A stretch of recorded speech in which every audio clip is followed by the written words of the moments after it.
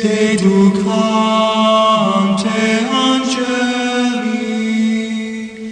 in tuo adventus uscipiante materes, et perducante in civitatem sanctam Jerusalem, in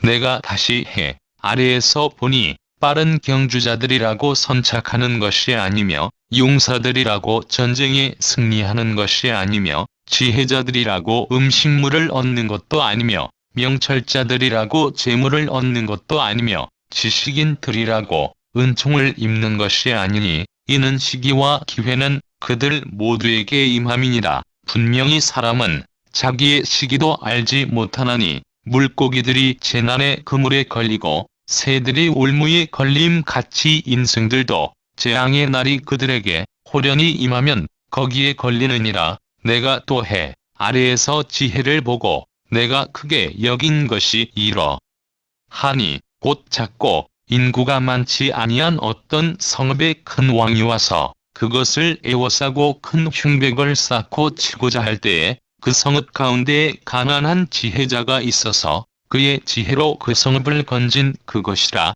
그러나 그 가난한 자를 기억하는 사람이 없었도다. 그러므로 내가 이르기를 지혜가 힘보다 나으나 가난한 자의 지혜가 멸시를 받고 그의 말들을 사람들이 듣지 아니한다 하였노라. 조용히 들리는 지혜자들의 말들이 우매한 자들을 다스리는 자의 호령보다 나으니라. 지혜가 무기보다 나으니라. 그러나 죄인 한 사람이 많은 선을 무너지게 하느니라.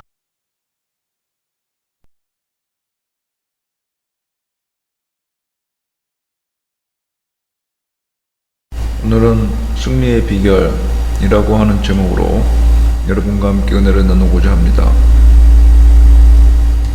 오늘 본문은 전도자가 지혜의 가치를 설명하고 있습니다. 그는 인간의 모든 화복이 반드시 그 행위나 지혜에 따르지는 않는다고 설명한 후에 지혜도 시기에 맞지 않거나 혹은 가난한 자의 지혜이면 인정받지 못한다고 간파하고 있습니다. 전도자는 그의 삶의 경험을 통하여 인생을 성공적으로 이끄는 원리를 터득하였습니다.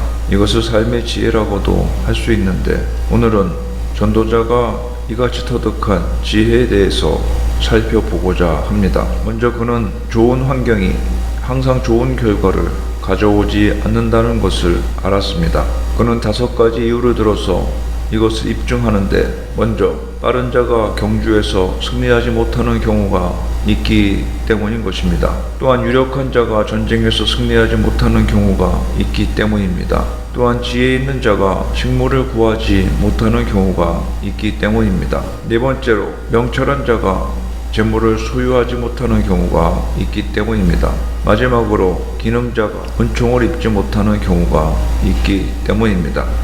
빠른 자가 경주에서 승리하지 못하는 경우는 항상 일어나는 현상은 아니지만 가끔씩 스포츠 세계에서 일어나는 일입니다. 만약 올림픽에 참가한 선수가 이와 같은 일을 당한다면 참으로 회한이 많은 일일 것입니다. 쇼트트랙 경주에서 우리는 여러 명의 선수가 뒤엉켜 넘어지고 맨 후미에 달려가던 선수가 금메달을 따는 모습을 간혹 보게 됩니다. 넘어진 우승 후보자들은 얼마나 마음이 아프고 안타깝겠습니까?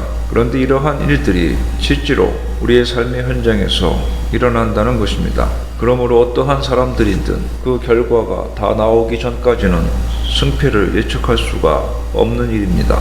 오직 목표를 향하여 최선을 다하여 달리는 것만이 중요한 것입니다.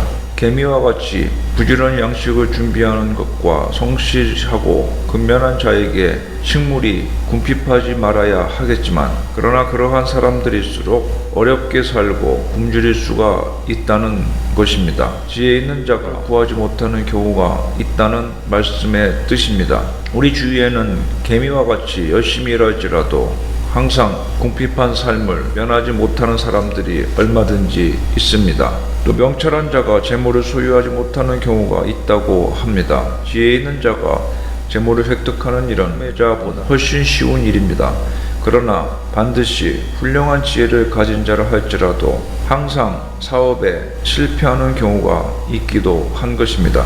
오히려 행운을 붙잡아 어리석은 사람인데도 또한 별 재주가 없는 사람인데도 불구하고 사업에 큰 성공을 거두는 경우도 얼마든지 있습니다. 또한 기능자가 은총을 입지 못하는 경우가 있다고 말씀합니다. 훌륭한 재능을 가진 기능자는 사람들에게 상당한 대우와 가치를 인정을 받지만 때로는 그것을 인정받지 못하여 냉대를 당하고 잊혀진 존재가 되는 일도 있습니다. 사람은 이처럼 자신이 천재적인 기능을 소유하였다 할지라도 그것에 대해서 절대적인 요구나 상응하는 보상을 기대할 수 없다는 것입니다. 이것은 세상의 불확실성입니다. 빠른 경주자라고 선착하는 것도 아니고 유력한 자라고 전쟁에서 승리하는 것도 아니며 지혜자라고 식물을 얻는 것도 아니고 명철자라고 재물을 얻는 것도 아니며 기능자라고 은총을 입는 것도 아니니 이는 시기와 우연 모든 자에게 임함이라. 본문의 말씀입니다. 한마디로 말해서 뛰어난 능력과 조건을 가진 사람이라 해서 반드시 최고의 자리에 오르거나 승리한다고 말할 수는 없으며 부족한 실력이 떨어지고 부족하다 할지라도 반드시 실패자로 남는다거나 뒤처지는 법은 아니라는 것입니다. 모든 것에는 때가 있고 또 예상치 못한 행운이나 불운이 변수로 작용하기에 그 누구도 승리를 장담할 수가 없다는 것입니다. 또한 그 누구도 실패를 확신할 수도 없다는 것입니다. 아무리 실력이 출중하다 할지라도 항상 시기와 우연이 행운과 불행이 승패의 가장 큰 역할을 담당하는 것입니다. 이 세상에는 이처럼 성공과 승리, 부귀와 번영을 성취할 수 있는 절대적인 원칙은 없으며 누구라도 자신 있게 무언가를 장담할 수도 없다는 것을 본문은 단적으로 보여줍니다. 참으로 불확실성의 세상입니다. 열심히 노력하고 수고하며 산다 해도 모두가 성공한다거나 또 모두가 승리하는 것은 아니라는 것입니다. 그렇다면 우리는 이러한 세상에서 어떻게 살아야 할까요? 그릇된 생각을 가지고 게으르고 악한 사람들의 경우 대부분 이 불확실한 세상 일들, 노력한 바가 헛된 것으로 결과 짓는 것으로 보이는 이 세상의 부조리한 단면을 보면서 원망과 불평을 일삼기가 일쑤입니다. 아예 자포자기의 삶을 살고 악한 삶을 살며 허물을 일삼고 회의적인 삶을 조장합니다. 우리는 이들을 가리켜 염세주의자, 허무주의자, 회의주의자라고 부릅니다. 물론 그들도 본문의 전도자처럼 삶의 허무와 무가치함을 분명하게 파악하고 느낀다는 점에서는 동일할 것입니다. 그러나 그들은 이에 대해 잘못된 해답을 내놓았던 것입니다. 즉 모든 것이 다 헛되니 체념하고 방종한 삶을 살고 허무한 삶을 살아도 된다고 생각하는 것입니다. 기껏 그들이 내놓는 허무에 대한 극복의 방안은 자살이나 성적인 방종함이나 술 취함 정도일 뿐입니다. 그러나 이는 결코 바른 행에 대한 시각이 아니며 허무에 대한 해결책 또한 아닙니다. 반면에 의인들, 의로운 자들은 인생은 헛되고 헛될 뿐이며 노력해도 결과가 어찌 될지 모르는 인생이지만 그것을 인하여 체념하지 않습니다. 오히려 신앙의 기초에서 문제 해결의 방법을 강구하며 불확실한 세상 속에서도 확실한 것을 붙잡고자 항상 최선의 노력을 기울이는 삶을 살아가는 것입니다.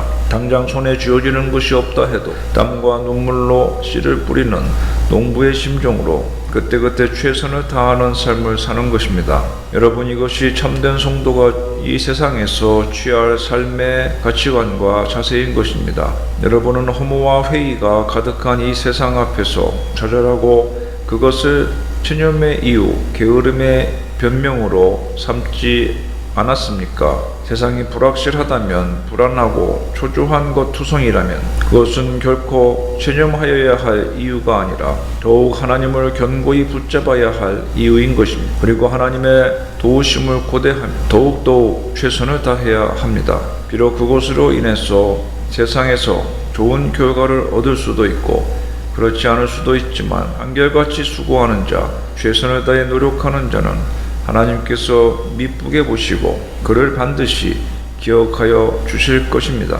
그러면 왜 이렇게 어찌 보면 억울하고 불합리하게 보일 수도 있는 시기와 우연이라는 것이 노력하는 자에게 노력한 만큼의 안정과 성과를 가져다 주지 못하게 하는 것일까요? 세상은 왜 이렇게 돌아가게 돼 있는 것일까요? 전도자는 좋은 환경의 소유자들이 늘 좋은 결과만을 얻을 수 없다는 이유를 이는 시기와 우연이 이 모든 자에게 임함이라고 말하고 있습니다. 즉 발이 빠르지 못한 자라도 선착의 기쁨을 누릴 기회가 있으며 우매자라도 식물과 재물을 얻을 기회가 주어지며 그리고 무능한 자에게라도 존경의 대상이 되는 기회가 주어지는 것입니다. 이것은 어찌 보면 바람직한 하나님의 섭리라고 볼 수 있겠습니다. 연약한 자에게 이러한 기회가 주어지지 않는다면 이 세상은 이러한 자들에게는 아무런 소망이 없기 때문인 것입니다. 이러한 기회를 잡은 사람들은 그 기회를 놓치지 말아야 합니다. 일생에 한 번밖에 주어질지 모르는 기회를 놓쳐서는 안 된다는 말입니다. 그러한 기회가 닥칠 때 사력을 다해 매달리고 선용해야 합니다. 그러므로 좌절하고 포기하고 허무주의에 붙잡혀서 게으른 삶을 살 것이 아니라 항상 노력하고 성실하며 소망을 가지고 믿음으로 준비하며 달려나가는 진취적인 삶을 살아야 할 것입니다. 항상 미래에 대한 소망을 잃지 말아야 할 것입니다. 현실의 삶이 고통스럽다고 해서 미래의 모든 삶이 고통스럽다고 생각해서는 안 된다는 말입니다. 현실에 충실한 삶을 이룰 때 하나님께서 반드시 미래의 행복을 주신다는 소망을 가져야 할 것입니다. 그러므로 지혜로운 자, 강한 자, 잘난 사람들만 성공하고 안정된 삶을 사는 것이 아니라 연약하고 무능한 자에게도 이 삶을 포기하지 말고 살아갈 수 있는 기대와 소망을 가지게 하기 위해서 하나님은 시기와 우연이라고 하는 섭리를 통하여서 이와 같이 불확실한 미래의 삶을 우리 인생이 달려가게 하는 것입니다. 누가 승리할지 아무도 모르고 누가 먼저 선착할지 아무도 모르는 치열한 경쟁 속에서 우리는 불안한 미래를 향해서 달려가는 연약한 인생일 뿐입니다. 그러나 위대한 것은, 정말 훌륭한 것은 오늘 하루의 삶을 살아갈 때 성실하고 최선을 다하며 주어진 기회를 선용하여 노력하는 삶을 사는 것입니다. 그것이 참으로 훌륭하고 또 아름답고 성공적인 인생의 모습인 것입니다. 요한계시록 2장 3절에는 내가 참고 내 이름을 위하여 견디고 게으르지 아니한 것을 아노라 고 주님께서 인정하십니다. 우리가 그리스도를 향한 믿음과 하나님이 나를 사랑하시고 붙들고 인도하신다는 확신을 가지고 주어진 환경에서 노력하며 끊임없이 수고하는 삶을 살 때 하나님은 우리의 그러한 소망과 믿음을 보시고 우리를 축복하시며 인정하여 주실 것입니다. 반면에 준비 없는 삶을 살아가는 자에게 심판은 도적처럼 호련히 찾아올 것입니다. 가장 분명한 것은 있다면 우리 인생은 누구나 궁극적으로 피해갈 수 없는 인간의 운명인 죽음을 앞두고 있다는 것입니다. 솔로몬은 이러한 인생의 재앙과 죽음에 대해서 그것이 물고기가 그물에 걸리고 새가 올무에 걸림같이 갑작스럽고 전혀 예측할 수 없는 때에 들이닥친다는 것을 말하고 있습니다. 즉 오늘 이 순간 갑작스럽게 어찌 될지 모르는 것이 불확실한 인생이며 내일 아니 한치 앞의 일도 보장할 수 없는 불안하고 위태하기 그지없이 바로 인생이라는 것입니다. 이러한 사실이 우리에게 주는 교훈이 무엇입니까? 한마디로 언제 닥칠지 모르는 과 재앙을 그저 두려워하고만 있을 것이 아니라 그것에 대비하여 영적으로 깨어 준비하는 삶을 살아가야 한다는 것입니다. 죽음이나 재앙에 국한해서 말씀하는 것이 아니라 우리 성도의 삶에 있어서 죽음이나 재앙보다 더 중요한 것은 바로 주님의 재림입니다. 모든 성도들은 이처럼 다시 오실 예수 그리스도의 재림을 고대하며 그날을 맞이하는 삶을 살아야 할 것입니다. 이것이 바로 종말론적인 신앙이며 모든 성도가 가져야 할 참신앙의 모습인 것입니다.